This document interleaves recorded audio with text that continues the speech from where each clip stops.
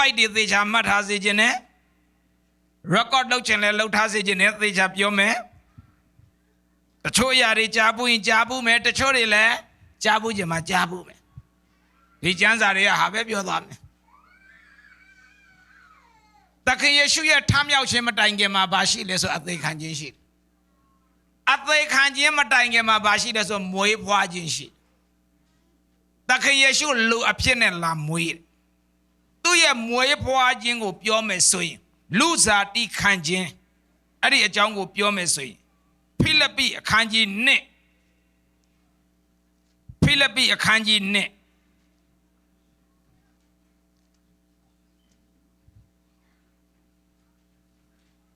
အပိုက်ငယ်6ကျွန်တော်ဖတ်ချင်တယ်ထိုသခင်သည်ဖယားသခင်၏တရံတော်နှင့်ပြည့်စုံတော်မူသည်ဖြစ်၍ဖယားသခင်နှင့်ပြိုင်သောအမှုကိုလူယူခြင်းအမှု၍မထင်မမှတ်လျက်ပင်အပိုင်ငယ်8ပိုင်ငယ်9မိမိအသရေကိုစွန့်၍အစေခံကျွန်ဤတရံကိုယူဆောင်လျက်လူကဲ့သို့သောအဖြစ်၌ဖွားမြင်ခြင်းကိုခံတော်မူ၏အပိုင်ငယ်9ကရေးကြည့်တယ်ခရစ်တော်လူစားတိခံတဲ့အခါမှာလူအဖြစ်နဲ့လာမွေးတဲ့အခါမှာကောင်းကင်ဘုံစီးစိမ်ကိုစွန့်ပြီးမှလာတယ်လို့ကျမ်းစာကပြောတယ်မိမိအသရေကိုစွန့်တယ်လို့ပြောတယ်အင်္ဂလိပ်ကျမ်းစာမှာ empty himself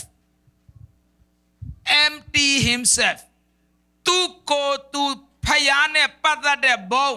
ဖယားနဲ့ပတ်သက်တဲ့တကုတ်ဖယားနဲ့ပတ်သက်တဲ့အစွမ်းအားလုံးစွန့်ပြီးမှလာတာသူတို့ရဲ့ဂရိစာမှာတော့ kenosis လို့ရေးတယ် kenosis ဆိုတာဘာလဲဘလာလောက်ပြီးလာတယ်လို့ဆိုလို့တယ်ဖယားတော့ဖယားပဲဒါပေမဲ့ဖယားနဲ့ပတ်သက်တဲ့တကိုးအားလုံးကိုဘလာလောက်ပြီးမှလာတာဖြစ်တယ်ခရစ်တော်လောကကြွလာတဲ့အခါမှာသူ့ရဲ့ဖယားနဲ့ပတ်သက်တဲ့တကိုးအားလုံးကောင်းကင်ဘုံမှာထားခဲ့တယ်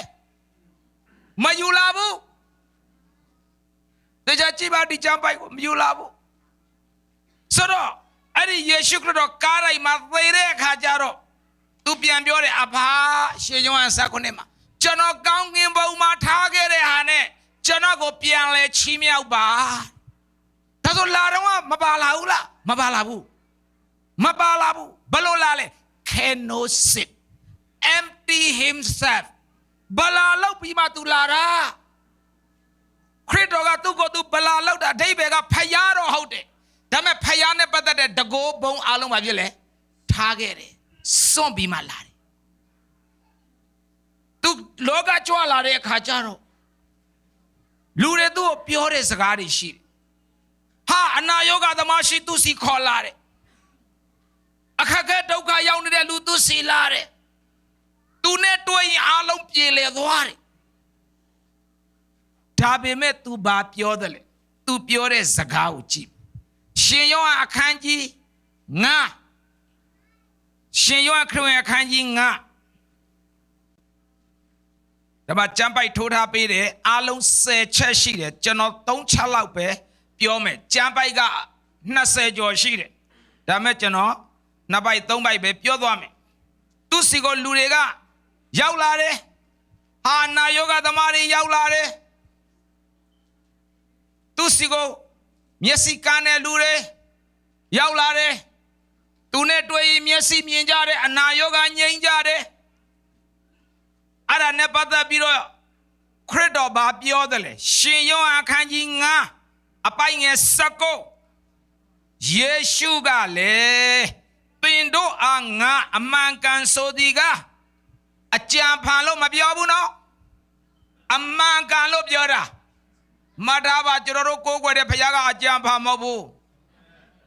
ခရိယန်ကအကြံဖန်ဖြစ်မယ်ခရစ်တော်ကအကြံဖန်မဟုတ်ဘူးနော်တိုက်ဆိုင်ရင်ခွန့်လို့ငါအမှန်ကန်ဆိုသည်ကခမဲတော်ပြုတော်မူသောမှုကိုသားတော်သည်မြင်၍သာပြု၏မိမိအလိုအလေရောက်အဘယ်အမှုကိုမျှမပြုနိုင် ခရစ်တော်ပြောတယ်ငါဟာနဲ့ငါဘာမှမတတ်နိုင်ဘူးတေချာပြောတယ်အဲ့လိုစကားပေါင်း10ချက်ခေါင်းစဉ်ရှိတယ်ဒီမှာရေးထားပြီးတယ်10ချက်ရှိတယ်ကြမ်းကျွန်းနေအားလုံးပါတယ်ငါဟာနဲ့ငါဘာမှမတတ်နိုင်ဘူးဘာဖြစ်လို့မတတ်နိုင်တာတော့ကိုရရဲ့တကောတွေဘုံတွေအားလုံးဟိုမှာထားခဲ့တယ်လေဒါကြောင့်မလို့ခရစ်ယာန်တွေကခရစ်စမတ်မှာတခြင်းဆိုတယ်ဘာတခြင်းလဲကောင်းကင်ဘုံရှင်ဘုရင်ပလင်တော်ကိုစွန့်၍မြေကြီးပေါ်ကျွန်ုပ်တို့ကြွားလာပလင်စွန့်နေဆိုတာဒီဟာမျိုးပလင်ကိုစွန့်တာပြောတာမဟုတ်ဘူးဖယားနဲ့ပတ်သက်တဲ့ဘုံတကောအားလုံးထားခဲ့တာကိုပြောတာပလင်ဆိုတာအခွင့်အာဏာကိုပြောနေတာချစ်တော်ညီကောင်မောင်နှမအဲ့ဒီအခွင့်အာဏာတွေအားလုံးဘာလုပ်ခဲ့လဲထားခဲ့တာကောင်းကင်မှာ cannot say empty himself ဘလာလောက်ပြီးမှလာတာဒါကြောင့်မလို့အနာယောဂသမားတွေလာရင်ဒီမှာကျမ်းစာကပြောတာရှင်းတယ်မိမိအလိုလျောက်အဘယ်အမှုကိုမျှမပြုနိုင်ငါဟာနဲ့ငါဘာမှလုပ်လို့မရဘူးဒါဆိုဘယ်သူလုပ်တာလဲကိုတော်မလုပ်ရင်ဘယ်သူလုပ်တာလဲခမဲတော်ပြုတော်မူသောအမှုကိုသားတော်သည်မြင်၍သာပြု၏ခမဲတော်လုပ်တာငါမဟုတ်ဘူးဘယ်မှာလဲခမဲတော်ဒါလဲဇလန်တစ်ခုခမဲတော်ဘယ်မှာလဲဖိလိပ္ပုကရှင်ယောဟန်ခရစ်ဝင်အခန်းကြီး14အပိုင်ငယ်9နဲ့10မှာမေးတယ်ကိုရောရဲ့တဲ့ခမဲတော်ဘယ်မှာလဲခရစ်တော်ကငါ့ကိုမြင်လားတဲ့မြင်တယ်ခမဲတော်မမြင်ဘူးလားမမြင်ဘူးခမဲတော်ဘယ်မှာလဲတဲ့ဒါနဲ့ယေရှုပြောတယ်ခမဲတော်သည်ငါ၌ရှိတော်မူသည်ကို၎င်းငါသည်ခမဲတော်၌ရှိတော်မူသည်ကို၎င်းသင်သည်မယုံသလားခမဲတော်ဖယားဘယ်သူထဲမှာရှိနေလဲခရစ်တော်ထဲမှာရှိနေတယ်ယောဟန်14ယောဟန်14အပိုင်းငယ်9:10မှာပါတယ်ဒါဆိုခမီးတော်ဟာခရစ်တော်ထဲမှာဘာဖြစ်လဲရှိနေတယ်ခရစ်တော်ဘာပြောလဲငါဘာမှမလုံနိုင်ဘူးဘယ်သူလောက်တာလဲဒါတွေခမဲတော်လုံနေတယ်ဒီမှာချက်တွေအများကြီးပဲခရစ်တော်လောကမှာသူ့တရားကိုဟောသွားသလားခရစ်တော်သူ့ရဲ့တရားကိုသူဟောသလားမဟောဘူးလားခရိယန်ကိုမေးဟောလားဆိုမဟုတ်လားဆိုဟောတယ်အဲ့ဒါခရစ်ယာန်ပဲလောကမှာခရစ်တော်ဟာသူ့ရဲ့ဒေသနာမဟောသွားဘူးခရစ်ယာန်တွေမျိုးလုံးပြူခရစ်တော်လောကလာပြီးခရစ်တော်ကသူ့ဒေသနာသူမဟောဘသူ့ဒေသနာဟောလေခဲနိုးစေဘလာချင်းပြီးလာတာလောကမှာသူကိုယ်တိုင်ပြောတယ်ရှင်ယောဟန်ခရစ်ဝင်အခန်းကြီး9အပိုင်းငယ်16ကျွန်တော်ဖတ်မယ်ယေရှုကလည်းငါဟောသောဒေသနာသည်ငါဤဒေသနာမဟုတ်ငါကိုစေလွတ်တော်မူသောသူဤဒေသနာဖြစ်၏ငါဟောနေတဲ့ဒေသနာဟာငါရဲ့ဒေသနာမဟုတ်ဘူးခရစ်တော်ဟာသူ့ဒေသနာသူမဟောသွားဘူးနော်သူ့ကိုစေလွတ်တဲ့ခမဲတော်ရဲ့ဒေသနာပဲသူပြောတာဒီကနေ့နေရာတော်များမှာဘာပြောတတ်လဲဆိုတော့ဆရာစန်တိုဒေသနာသိကောင်းတာပဲအကောင်ငရဲကြမယ်မှတခင်ယေရှုတော်သူ့ဒေသနာသူမဟောရင်စန်တိုဘာလို့ဖို့ကိုဒေသနာဟောမလဲယေရှုပြောတယ်လေငါဒေသနာငါမဟောဘူးဘသူရဲ့ဒေသနာလဲခမဲတော်ရဲ့ဒေသနာပဲငါပြောတယ်ဟာဒါနဲ့သူ့နောက်လိုက်တဲ့တပည့်တွေပင်လက်မခံဘူးကိုရောရဲ့ကိုရောဒေသနာတလောက်ကောင်းတာခွန်အားရပါတယ်ဆိုကမှအရေးတဲ့ကိုရောကငါဒေသနာမဟုတ်ဘူးတဲ့ခမဲတော်ရဲ့ဒေသနာတဲ့လောက်ပြန်ရောချောပါတယ်ဆိုရေမချိုးရသေးဘူးဆိုတဲ့အဖွဲတွေပေါ့ဟာအပြင်းထန်ယေရှုနဲ့စကားပြောကြတယ်တပည့်တွေ ယေရှုလည်းခံစားတယ်နော်ကြေကွဲတယ်တခါတလေပြန်ပြောပြချင်တာယေရှုလည်းလေပြောပလိုက်ချင်တာဒါပေမဲ့ယေရှုတနေရာမှာဘာပြောလဲဆိုရှင်ယောဟန်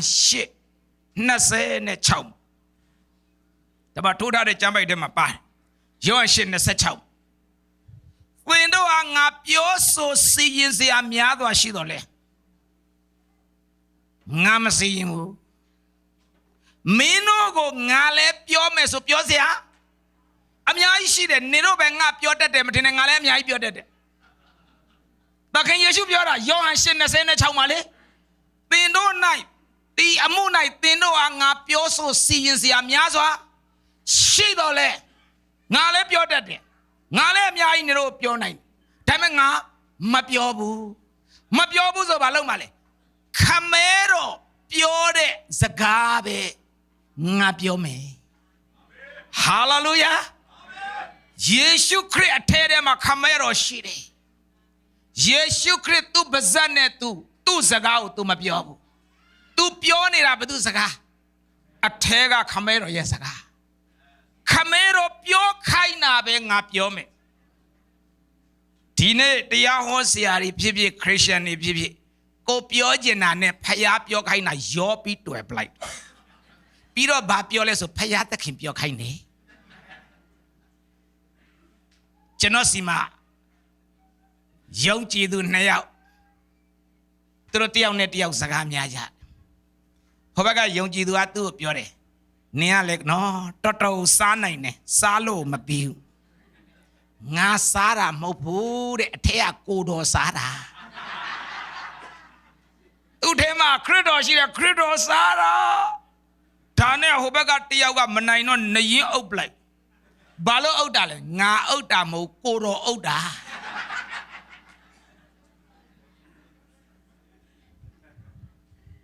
ကဲအဲ့တော့ဒီခရစ်တော်လောကလာတော့ဘုံနေတကိုးတွေဘာလုပ်ခဲ့လဲထားခဲ့တယ်ဖယားတော့ဖြစ်တယ်ဖယားနဲ့ပတ်သက်တဲ့အရာအလုံးထားခဲ့ပြီးလာတယ်ဒါပေမဲ့အထဲမှာဘသူပါလာလဲခမဲတော်ဒါကြောင့်သူဒေသနာဝေငှရင်သူ့ရဲ့ဒေသနာလားခမဲတော်ရဲ့ဒေသနာလားခမဲတော်ရဲ့ဒေသနာဟိုမှာနမိတ်လက္ခဏာဖြစ်ပြီးလူသေးတွေရှင်ပြီးယောဂသေးတွေပျောက်ပြီးမကြမ်းမာတဲ့လူကြမ်းမာပြီးသူလောက်တာလားအထက်ကခမဲတော်လောက်တာလားအထက်ကခမဲတော်လောက်တယ်လို့10ချက်ကျော်ရှိတယ်သူပြောခဲ့တယ်ငါမလောက်ဘူးလူတွေကဟိုပြောဒီပြောနဲ့ဟာရမ်းပြောတော့ငါလည်းနင်တို့ပြောစရာအများကြီးရှိတယ်နေပါသိဒါပေမဲ့ငါခမဲတော်မပြောရင်ငါမပြောဘူးသူပြောသွားတယ်ဒါပေမဲ့ဘလို့ပြောကွာတပည့်တော်တွေကိုယ်တိုင်လက်မခံဘူးကိုတော်ဘာပြောကွာလက်မခံဘူးကိုတော်ပဲပေးပြောက်တာဒါပဲလက်မပြောနဲ့ကိုတော်ပဲပေးပြောက်တာကိုတော်တတ်နိုင်တယ်အရန်ညင်းတော့သခင်ယေရှုလည်းနောက်ဆုံးတော့ညင်းတာဝါဒနာပါတာတပည့်တော်ခက်ခရဲအခုခေတ်မှာဘုတပည့်တော်တွေခက်ခရဲကလူကိုညင်းတာမပြောနဲ့သခင်ယေရှုတော်တပ်ပြီးညင်းတယ်ညင်းတော့နောက်ဆုံးယေရှုသူတို့ကိုပြောတဲ့စကားယောဟန်8:28ဘာပြောလဲဆိုတော့သင်တို့ဟာတဲ့ဘလောက်ပြောနေတော့ငါ့ကိုပြောတဲ့စကားကိုလက်မခံငါမလုပ်ဘူးငါဘာမှတကောမရှိဘူးငါမှမတတ်နိုင်တာဒါမှနေတော့ပြောလို့မရဘူးအဲ့လေပြောလို့ဘယ်ရမလဲဟိုမှာကိုတော့ခေါ်လာလိုက်ရင်လဲနဲ့ဆိုးလဲထွက်မုံတိုင်းလဲငြိမ်တွေ့တော်နာယောဂါလဲပျောက်တွေ့တဲ့လူလဲပြန်ရှင်ဆိုတော့ကိုတော့မတတ်နိုင်ဘူးပြောတယ်အကုန်လုံးအဆင်ပြေနေတာအဲ့တော့လူကလက်မခံနိုင်ဘူးဒါနဲ့သခင်ယေရှုကဘာပြောလဲဆိုတော့ကောင်းပြီယောဟန်8:28ရောက်တော့မင်းတို့တွေ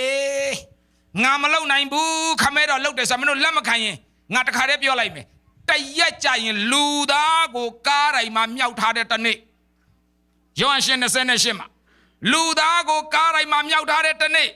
ငါဟာဘာမှမလုံနိုင်ဘူးလူတွေတိုက်ရင်လည်းငါခံရတယ်တန်နဲ့ရိုက်လည်းခံရတယ်ငါဘာမှမလုံနိုင်ဘူးဆိုအဲ့နေ့ကြရင်မင်းတို့မျက်စိနဲ့မြင်ရမယ်ခရစ်တော်ပြောလိုက်ပြီအဲ့နေ့ကြရင်နေတို့တွေ့မယ်အခုနေတို့ပြောရင်လက်မခံဘူးလေဒါပေမဲ့အဲ့နေ့ကြရင်နေတို့တွေ့လိုက်မယ်နေတို့မျက်စိနဲ့တွေ့လိုက်မယ်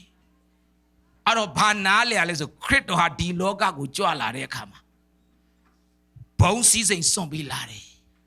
အထဲမှာဖယားပါလာတယ်နမိတ်လက္ခဏာလုပ်တဲ့တရားဒေသနာဝင်ငါတွေပြောတာဆိုတာအားလုံးကအထက်ကခမဲတော်ရဲ့ဥဆောင်လမ်းပြမှုနဲ့ပဲဝန်ခံပြီးလုပ်သွားတယ်ခရစ်တော်ကဝန်ခံပြီးသွားတယ်လောကကိုကြွလာတော့ကဟေပြဲနှစ်14-15မှာလာတော့ကဘလို့လာလဲကိုတော်ဟာလူတွေရဲ့နီးတူအသွေးသားကိုဆောင်ပြီးလာတယ်လာတော့ကအသွေးသားဘလို့အသွေးသားထိုသူငယ်တို့ဤနီးတူအတိတ်ဘယ်ပါလဲအသွေးသားရှိတဲ့လူဆိုတာခံစားရတယ်ရိုက်ရင်နာတယ်ဝမ်းနေတယ်ဘိုက်စားတယ်မောတယ်ငိုတယ်ရင်ငတ်တယ်အော်တယ်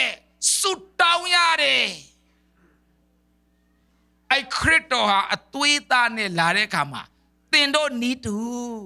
သူလည်းခံစားလားခံစားရတယ်နော်အချက်30ကျော်ရှိတယ်လူတွေလိုပဲဗိုက်စားတယ်လူတွေလိုပဲမောတယ်လူတွေလိုပဲပင်မတယ်လူတွေလိုငိုရတယ်လူတွေလိုကြေကွဲရတယ်လူတွေလိုပဲအထင်လိုခံရတယ်လူတွေလိုပဲအပြစ်တင်ခံရတယ်ဆွဆွဲခံရတယ်အချက်30ကျော်ရှိတယ်အဲ့လိုခံတယ်အဲ့ဒါဘာလဲအသွေးသားခံစားရတယ်တိုးတော့အသွေးသားနဲ့ဘလောက်ခံစားရင်လဲ तू မတုံ့ပြန်ဘူးအထက်ကခမဲတော်ကိုပဲဝန်ခံတယ်ခမဲတော်ဖယားကိုတော်ပဲလှုပ်ပါခမဲတော်ကိုဝန်ခံပြီးသွားတယ်ဝန်ခံပြီးသွားတဲ့အခါမှာတရက်ကားတိုင်းမှာ तू သေရောသေပြီးတော့ကားတိုင်းမှာအရှင်ယေရှုသေပြီးတော့အပေမရဏကိုဆင်းသွားတယ်တမန်တော်နှစ်31မှာပါတယ်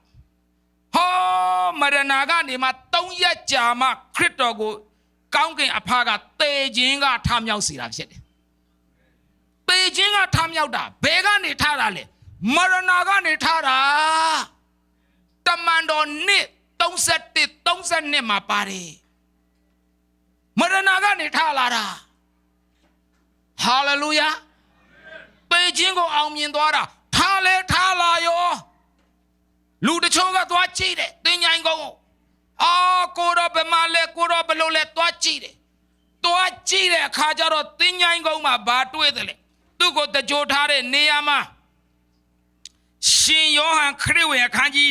20အပိုက်ငယ်9ခေါင်းစည်းပဝါနဲ့ပိတ်ပစိုးပဲတွေ့တယ်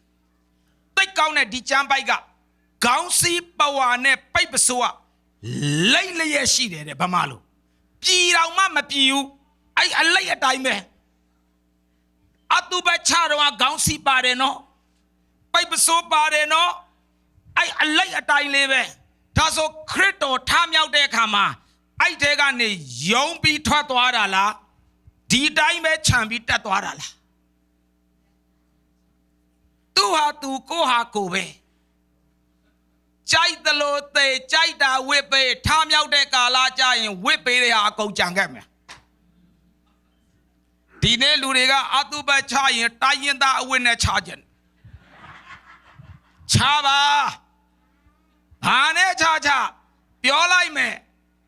ထမြောက်တဲ့ကာလမှာအဲ့ဒီအဝစ်မပါဘူးမပါဘူးတေချာကြည့်သခင်ယေရှုကိုပတ်ပေးလိုက်တဲ့ခေါင်းစည်းကြံခဲ့တယ်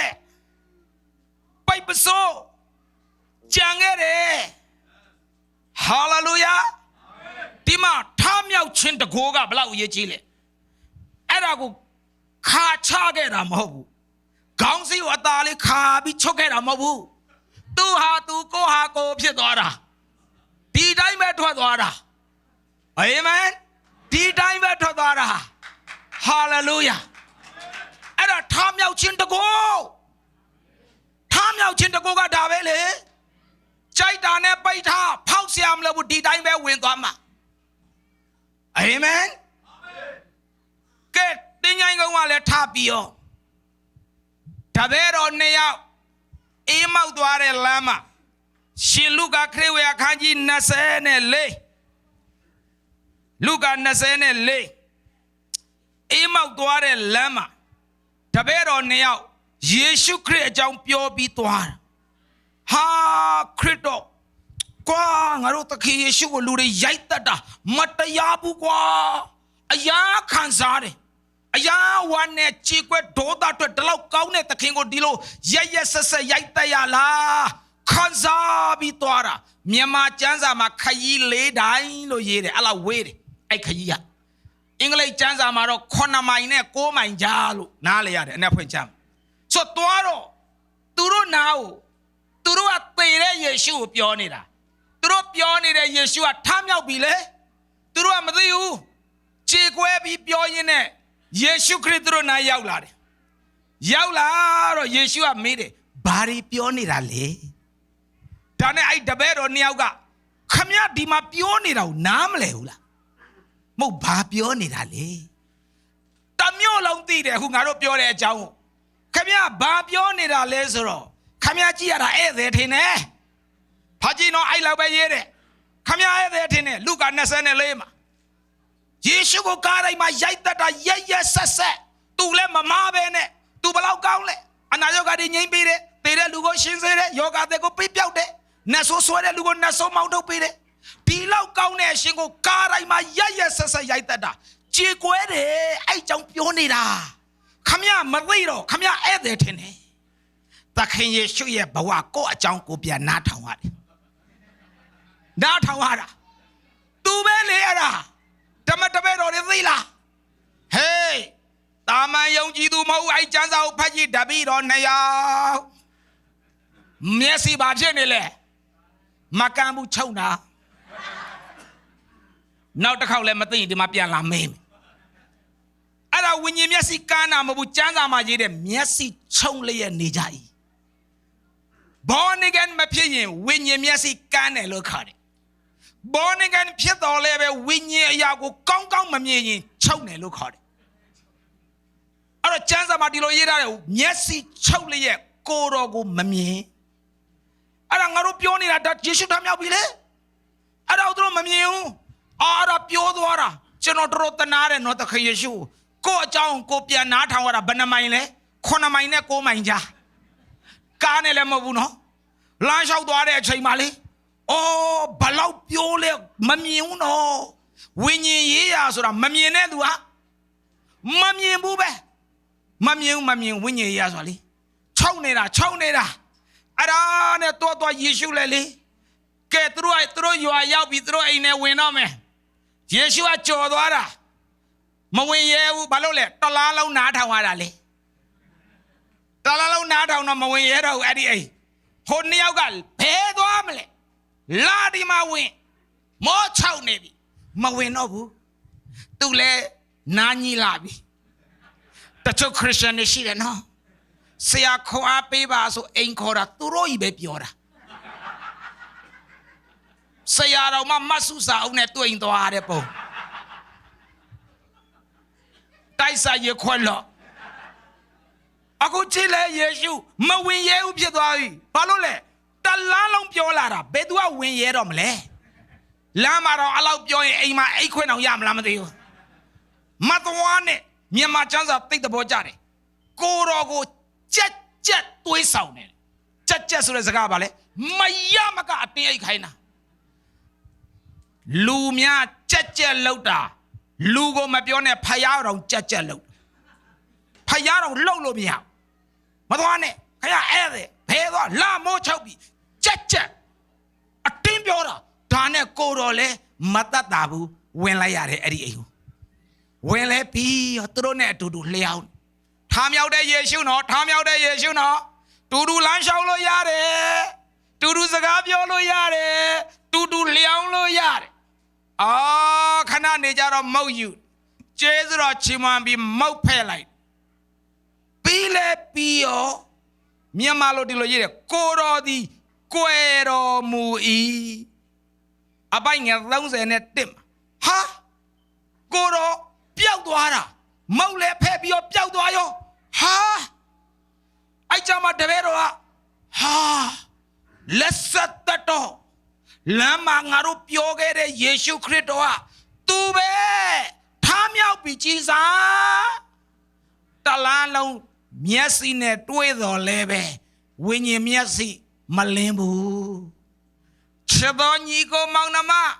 Payashi Mapuimpiai. Yeshu go I knew la Pioy and Lakama Mabu. Puimpiaji Lorena, Puimpiaji Mayayi. The Yahosia Mabione Credo, Doyelene, Credo Jampian Wing on you. Yeshu let do young to be an ad on a mula. Ha, I don't have built to Amaha, Polopidado, help you to Abby, go to Tamiabi. Arijama to call Jerusalem go piano, Amale, Lama Pia in Pio He, Niale. I couldn't have allowed you waving like the angel Mabenia Piare.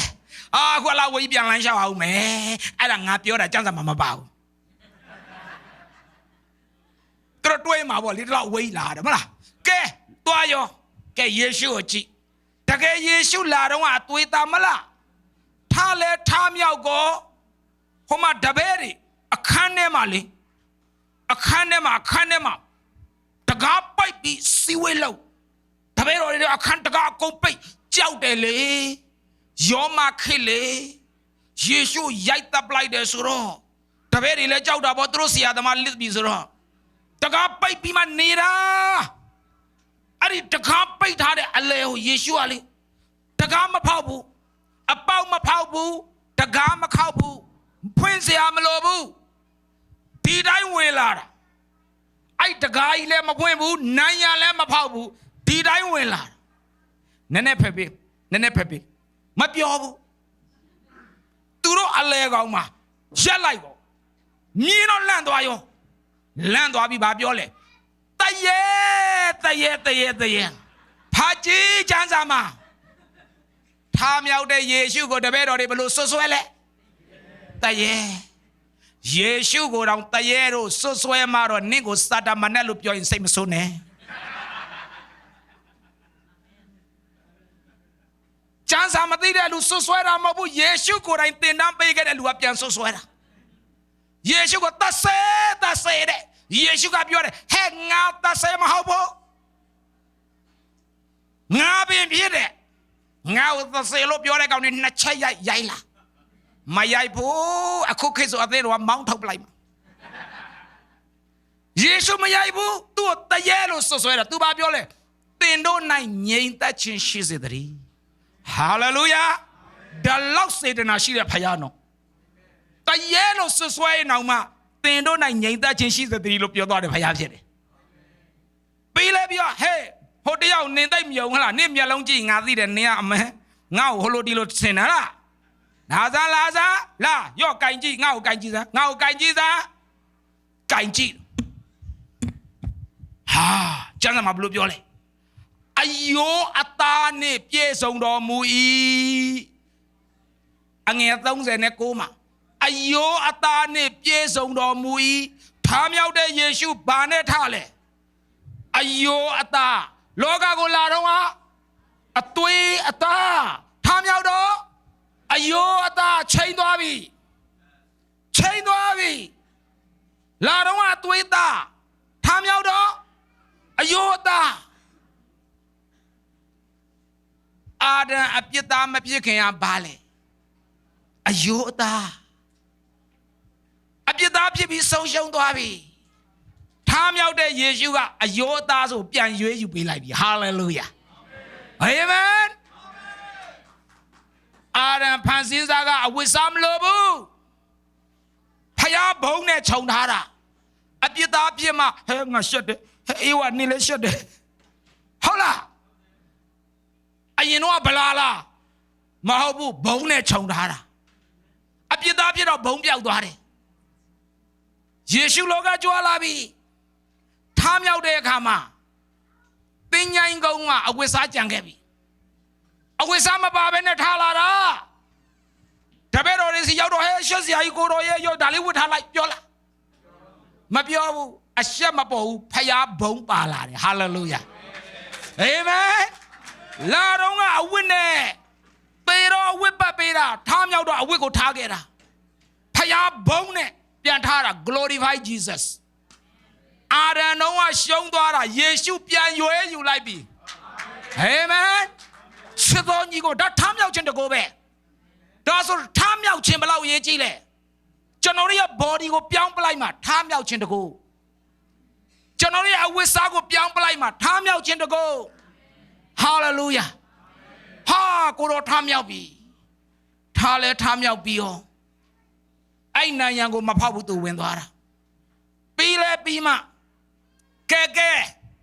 ငါကင်ပဲငါကင်စားပြစားခြင်းလဲစားလို့ရတယ်ဟေးတူလမ်းလျှောက်ခြင်းလဲလမ်းလျှောက်လို့ရတယ်ထားမြောက်ခြင်းတကောကဟဲတူလျှောက်ရင်လဲလျှောက်လို့ရတယ်ဟဲပျောက်သွားခြင်းလဲရတယ်ဟာလေလုယာဟောမတပည့်တော်တွေကကြီးနေကိုတော်ပျောက်သွားတာဟာဘယ်ပျောက်သွားလဲအဲ့ဒါပါလေထားမြောက်ခြင်းတကောပျောက်ခြင်းပျောက်လို့ရတယ်လမ်းလျှောက်ခြင်းလျှောက်လို့ရတယ်ပြီးလဲပြီးရောဟော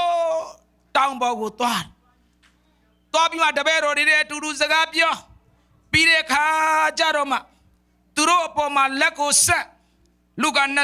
24-51လက်ဆန်းပြီးဆုတောင်းကောင်းကြီးပေးတယ်ပြီးလဲပြီးရောကိုတော့ကောင်းကင်ဘော်ကိုဘာဖြစ်လဲတက်ကြွသွားတယ်အဲ့ဒါကိုတွေးတဲ့လူတွေအများကြီးပဲကြည့်ဟာတက်နောက်ဆုံးမိုးတိမ်ကကိုတော်ကိုကွယ်တော်မူ၏ဖြည်းဖြည်းချင်းတက်ခြင်းလား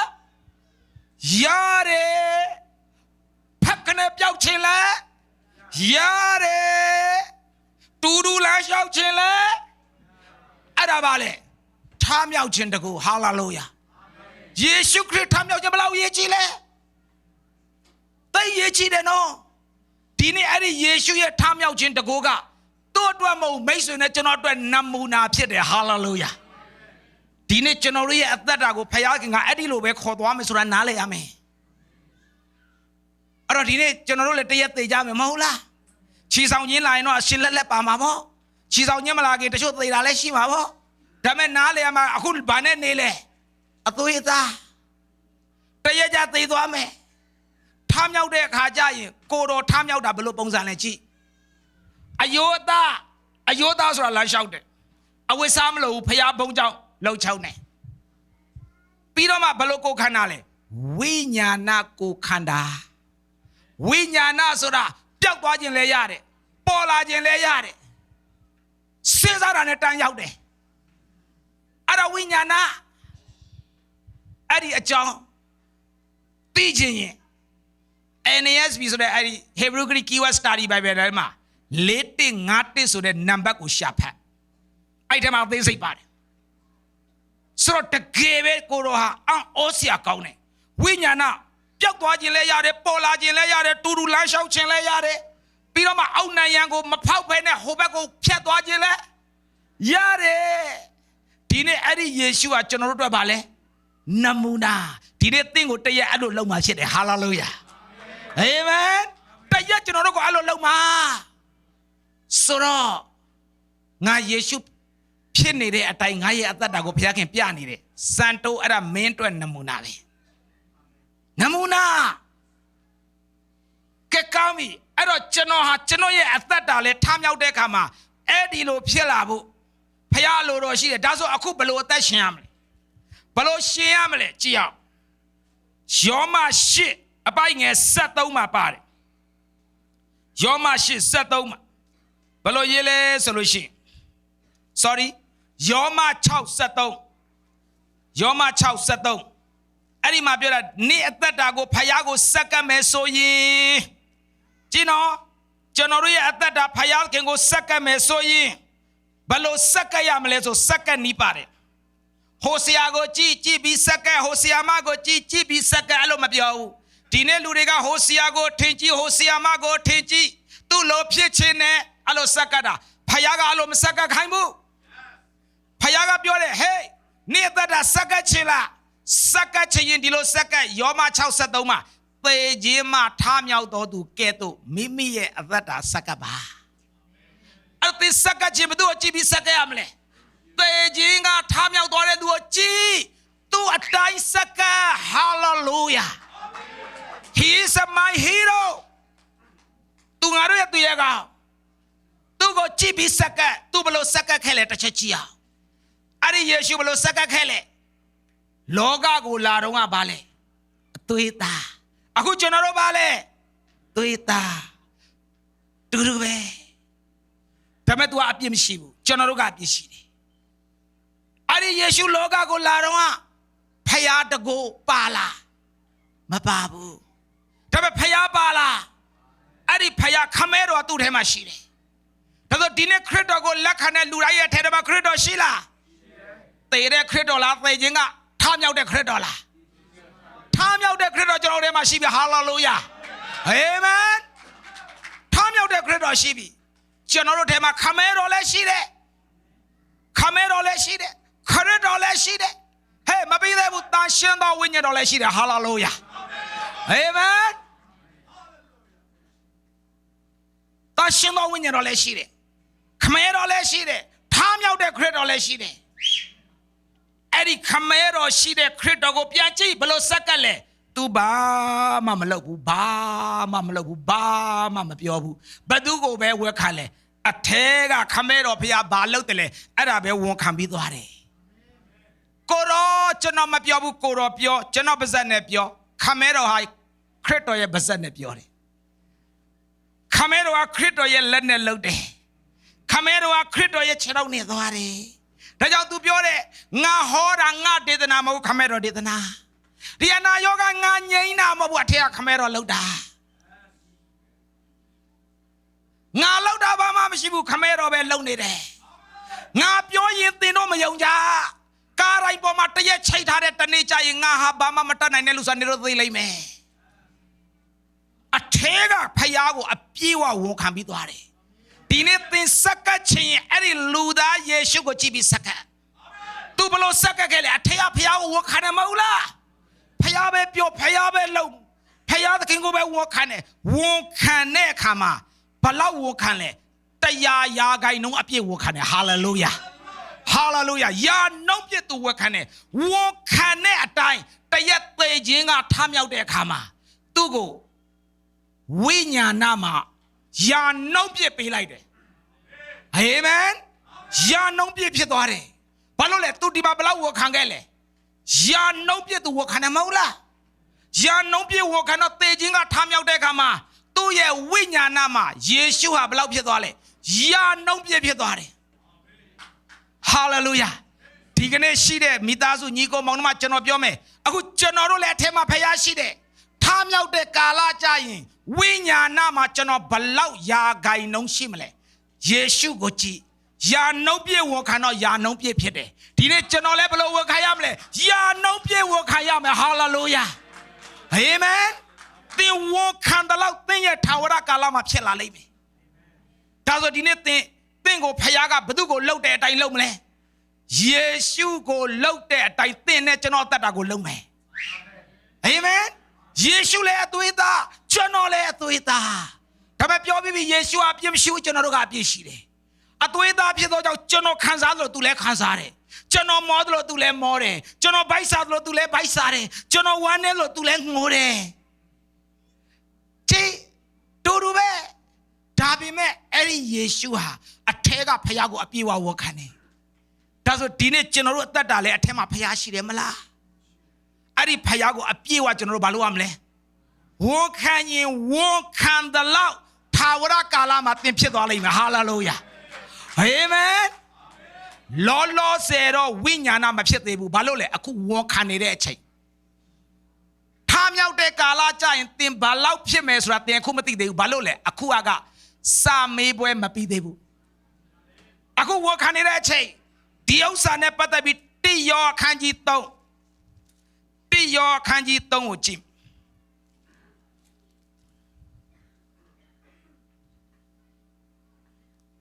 ตียอขันจีตงอภัยเงินเนี่ยไปเยจีเดจำไปเพียดเชื่อตัวเราอยากคู่ด้วยงานรดีพยาตะขีตาพิจารณาเชื่อตัวเราเจ้าจีตัวเร่อะคู่งานรพยาตะขีตาพิบารีถ้าเงี้ยสิยามชีบาวุดีมาชีเดนิโกมองมาคริสต์ก็แกติชิมพิลักขันเป็นประตูตาพิคุยยาเลยพยาตาพิคุยยาเลยก้าวมีอะคู่ Akudo Payata Bare Chanzaka Piore Mabi would tap hame Nauma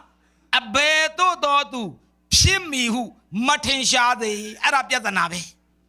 Yakuro Bale Piata Nauto Ba Pimele Matin Shadebu Akura Piata Now Ba Pimele Soraku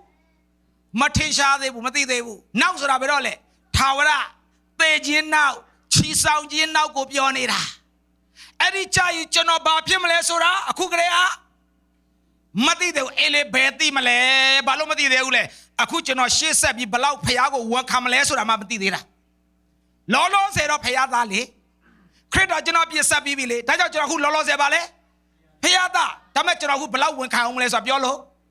Mayabu Dinero Payana attention and Manabi Dakwa Shinelation Mama Dinero Buenos Aires now Nija via Sayao Mama Korean Buenos Aires Jim Badwar A Jim Badwar via Sayao Dole Quackale guy Apa equal Nile Londoabazi Load that there Taco Tanilon Tama Akulola Zepiadale now my Babim Lepiolo Balomiaule she said to no payao below will come. Mania Jono Wakangere Payabe Loba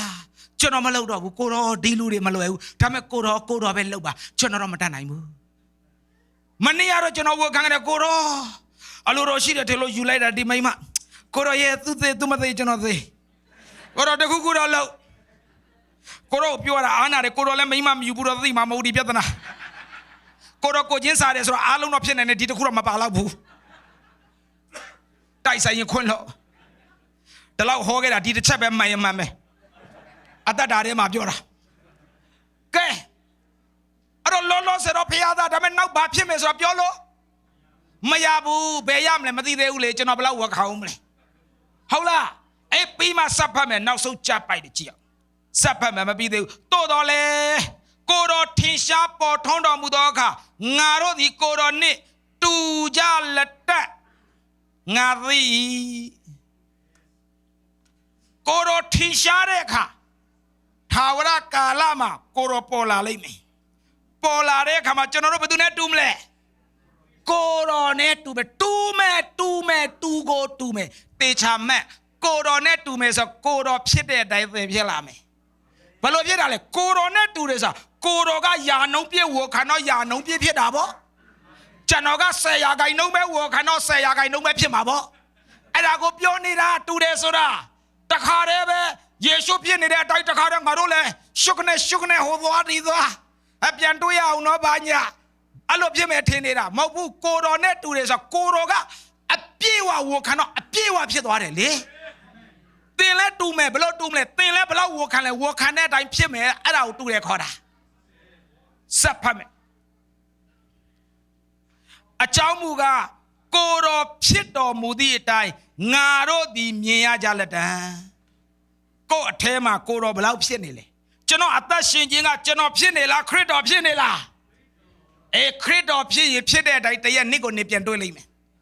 Atashin Yinga Ngala, Crit or Lazara, I giant Dolime. Nipiena, even some way can at Walayano.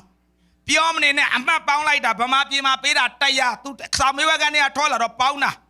Pound at the young Amma Piedore. I was into a jade. Along go to Yapira Belly Quatameni, who appeared to the law of Mayamabo. I go Yoji to the Alongo, Pere Amaga to do Bele. Along the Yabe, Tame below Yamles or Tim below Teacrit or Tintegani Pidole. They below walk out the Wale. Walk out the law of Mapimali. Koro Tishare Kajatano Koronet to me, below to me. Koro Pito Mudi at time to Miami. Koro Bema Lapseta, Ditemali.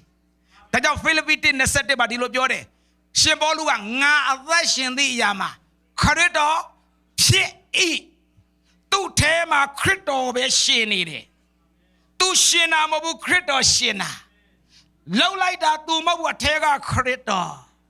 Crito Pinide at time to Yada. Homa Miami. Tato Dinette Machine Mibaniko Monomamia. Tam out there, Yeshu Crito Gochi. A Yota Netare. Winyana kune tade.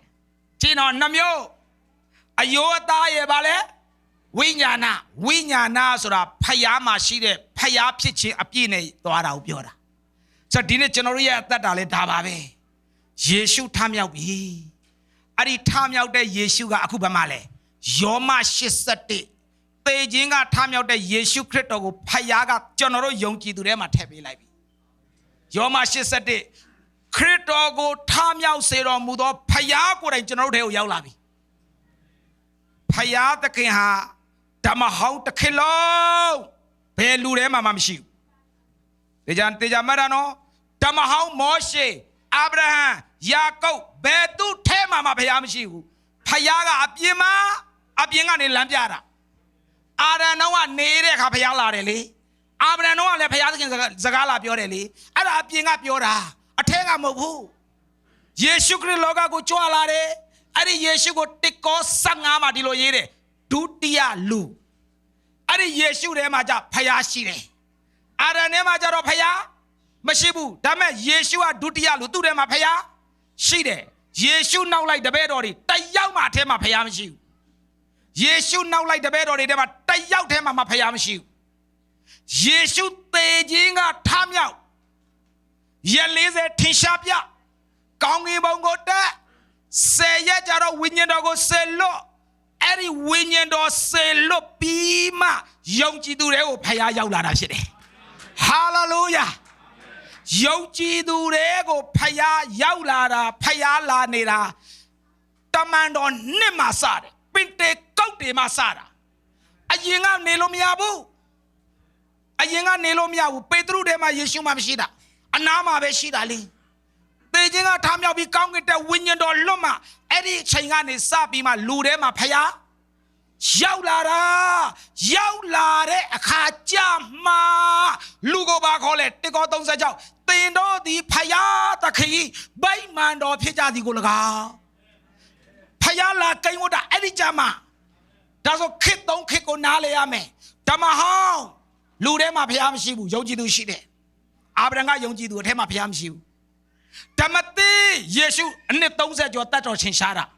Yeshu de ma be payashide. Yeshu go tiko sangama dutia lu kode. Adan ne pyoyi. Now song Adan lu kode. Mamaya buno. Ay naku mamane debe mtu ayan yechide. Adan ne pyoyi. Yeshu abale. Now song Adan. Lulo koyin. Dutia lu kode. Adebe mtu. Soro. Eri lu Yeshu tema paya la nere. Eri chayma be the bed or dema ma payam shibu. Pedro dema shibu, Yaakov dema shibu, Johan dema shibu. Pinte kau dema winjero sila ma paya the king a yoji do atego yaulare. Kamero le yaude, daro le yaude, winjero le yaude. Alo yaude. Eri chayma paya bayman of shitwari. Paya yaula bima. Eri paya yaula de chonoruha. Chonorune ture Yeshu Krito Logama and it don't say your tato tenshara uchi. Tubalo shinle. Atoeta, Atema Paya, Agusantole, Atoeta, Atema Paya. Tema Piashide. Adi Luye Sugochi, Payago, a Piewa, Wokanemabula. Wokaneja with the gowns in Segushi, jump by Nase Joshi, Yedara. Gee, a Piewa Wokandware. Nga ba mamla bu thea phaya lou de nga pyo chin ne no da me ma pyo bu thea phaya be khwin pi de ta kha le chon ro ye tat da ma ayan pyo chin na shi de mo la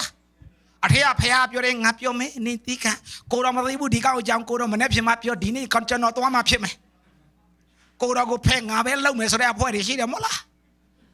Yeshu le pyo de no nga pyo plai chin de da me oh a thea phaya be khwin pi de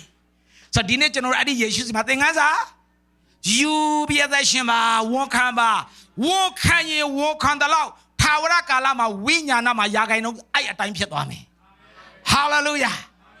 Chidon you go mount my wing, I go some tabby. Yoji la, Payaka didn't have a low me. Payaka alone, my Yoma Shisetima. Yeshu go taking a Tamya city, Payabe who the natural Hema Lashida.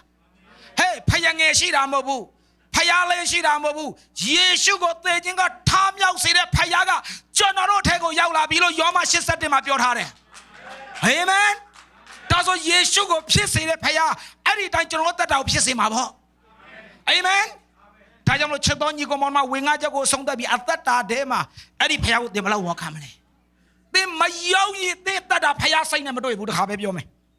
သင်မရောက်ရင်ဖခင်စိတ်နဲ့မတွေ့ရင်ဖခင်အလုပ်လုပ်တာသင်ခံစားရမှာမဟုတ်တကယ်ယုံပါရောက်ရင်တော့ဖခင်ကသင်ကိုစိတ်တွေ့လိမ့်မယ်စိတ်တွေ့ရင်ဖခင်ကအလုပ်လုပ်လိမ့်မယ်လူတော်မှစိတ်မတွေ့ရင်အလုပ်မလုပ်ဘူးနော်စိတ်မတွေ့ဘူး तू ချက်ထားတယ်မလားစောင်းမစားခြင်းတော့ခင်းလည်းမစားစိတ်ကမလာဘူးစိတ်မလာဘူးစိတ်မတွေ့ရင်အလုံးမလုံးဖယားသခင်ကလည်းကျွန်တော်ရဲ့အသက်တာမှာစိတ်တွေးဖို့လိုတယ်စိတ်တွေးဖို့ဘာလို့လဲယုံကြည်ခြင်းဟေဘရဲ7အပိုင်ငယ်6ယုံကြည်ခြင်းမရှိလျင်ဖယားသခင်စိတ်တော်နဲ့မတွေးနိုင်သေခြင်းကထမြောက်တဲ့ယေရှုအဲ့ဒီယေရှုကိုထမြောက်စေတဲ့ဖယားကျွန်တော်တို့ထဲမှာရှိပြီနော်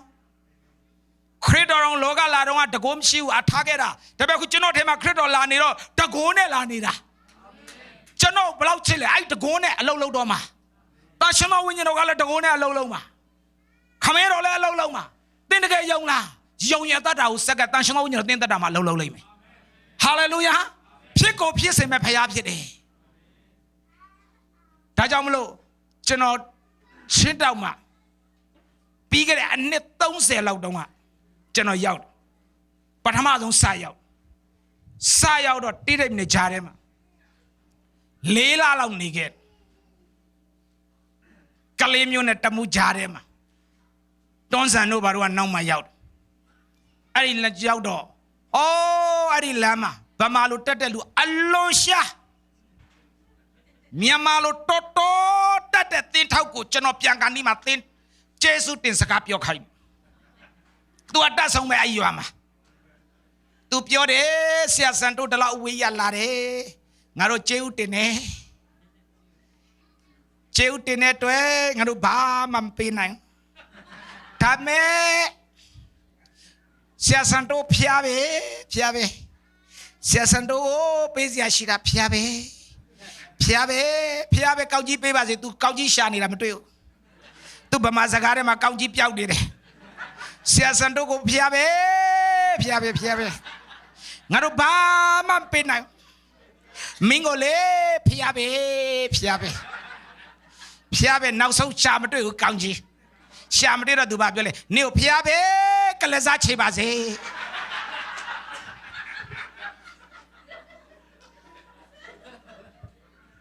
တိတိချင်းနေကြားထဲမှာရခဲ့တဲ့ဗမာစကားဗမာပြည်မှာနေတာနှစ်ပေါင်းများစွာကြာပြီအဲ့ဒီလိုဗမာစကားမသိဘူးဖယားသခင်မင်းကိုကလစားချေပါစေဒါလည်းမှန်တာပဲနေငါတို့စီလာတယ်လေအဝေးကြီးကနေဖောက်ကပေးတယ်လေငါတို့ဘာမပေးနိုင်ဘူးဒါပေမဲ့ဖယားသခင်မင်းပေးတဲ့အတိုင်းဖယားခင်မျိုးပြန်ပေးပါစေအဲ့ဒါကလစားချေပါစေပေါ့အဲ့ဒီကြားထဲမှာတိတိနေတင်ပေးလိုက်တဲ့ကြမ်းပိုက်တစ်ပိုက်ရှိအခုထိမပေးဘူးနေ့တိုင်းဆိုခိုင်းတယ်အနည်း30ကျော်သွားပြီမဆိုတော့တာဒါပေမဲ့ဘလောက်တောင်ဆိုလိုက်ရလဲဆိုတော့အခုထိမမေ့တော့ဟေဘရဲအလျံsom la khat anayong good om nalok to pasialum kidam sak zawlohi